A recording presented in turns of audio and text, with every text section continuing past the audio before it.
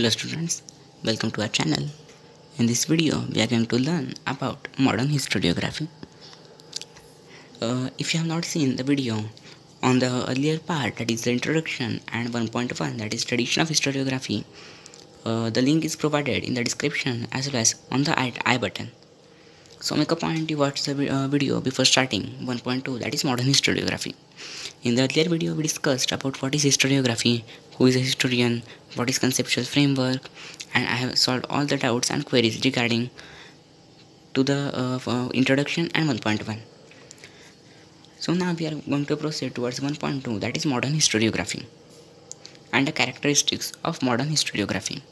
So first of all, let me remind you, please revise that what is historiography. Historiography is the critical historical narrative. See, we have marked here the writing of critical historical narrative is known as historiography. And who is a historian? A scholar who writes such a narrative, that is, a scholar who writes critical historical narrative is called as historian. So let us proceed. Modern historiography. So what are the characteristics of modern historiography? So very easy characteristics. It is a question that is generally asked for it is asked frequently for the maximum times in the exams conducted by the school, that is the terminal or unit test or prelims, as well as the board exam. Very important question for 2 to 4 marks, that is characteristics of modern historiography. So I am also going to tell a technique to remember the modern historiography characteristics in this video. So let's proceed. Please make a point that you watch this video till end in order to remember and get the study done easy. So the first characteristic is its method is based on scientific principles. It begins with formation of relevant questions. So see, first we will mark some words that you have to remember. Don't memorize or don't learn. Understand the things, you will memorize it, it will be by hearted by you. So first it is based on scientific principles. The principles are scientific, accurate, and it begins with formation of relevant questions. So first relevant questions are begins with formation of relevant questions. Relevant questions are formed. Why? Because when questions are formed to get answers. We get answers which helps us to propose theories, to go to reach a certain conclusion. So it is based on history. Its method, that is the method of historiography, is based on scientific principles. And how it begins? It begins with the formation of relevant questions. Very important. So the first point is clear. Yes. Then second, the questions are anthropocentric. So the question comes, what is anthropocentric? Don't worry, I'll tell.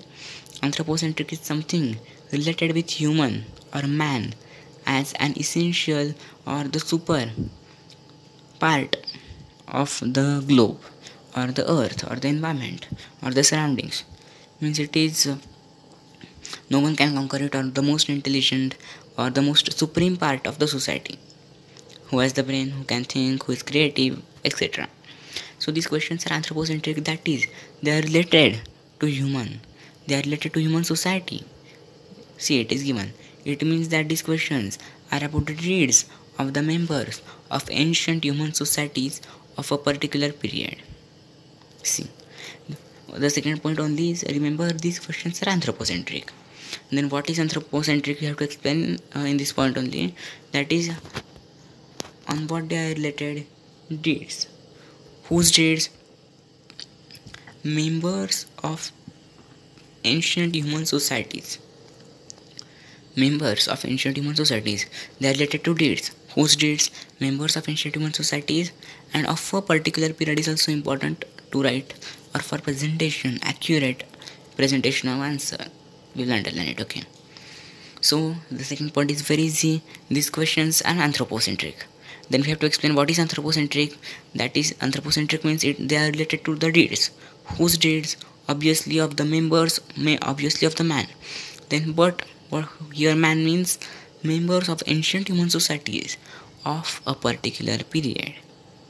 So the second point is, these questions are anthropocentric. It means that These questions are about the deeds of the members of ancient human societies of a particular period. Very easy. And in this point, we have to say that history does not suggest any interrelation between the divine and human deeds. So earlier we know that in Stone Age man, when agriculture started, he used to pray the rain, the soil, the fire, and which we call as Panchamahabhutas in our culture. Or that is the divine, some supernatural power, God, Jesus, or any other in any religion. So history does not suggest any interrelation between the divine and human deeds. That is, if human does very good thing or helps other, the divine becomes happy. The divine gives him whatever he wants. No, history does not suggest any interrelation between divine and human deeds. Then the third point is answers to these questions are supported by reliable evidences. So first, in the first point itself, we have seen that formation of relevant questions. See here. Let us underline. That is, in first point only we have studied. It begins. Modern historiography begins with formation of relevant questions. And in third point, we see questions are proposed, formed, so answers will be generated. We will study and get answers. So answers to these questions are supported by reliable evidences. See, just remember these answers supported by reliable evidences. So answers to these questions are supported by reliable evidences. So if we propose some questions, we study on it, and we get evidences. Yes, this time Shivaji Maharaj did like this, or in the World War II this happened. So we have evidence. We have some proofs about it. So with the evidences or the proofs, the answers are supported. So they are considered to be accurate. And in fourth case, history presents a graph of mankind's journey with the help of past human deeds. So this is very important graph of mankind's journey, how the mankind prospered, how the mankind developed, and all. So graph of mankind's journey with the help of past human deeds. So why is history so significant subject? History presents a graph of mankind's journey with the help of past human deeds. Means say we have a graph for Stone Age man, then how he developed will, how he introduced or made use of fire, and how he developed stone tools, and how he discovered and made use of gold, silver, and other metals. We have the graph of mankind's journey.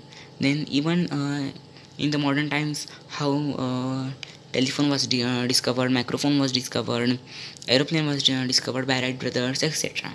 So graph of mankind's journey is presented with the help of past human deeds. So very easy 4 points are there.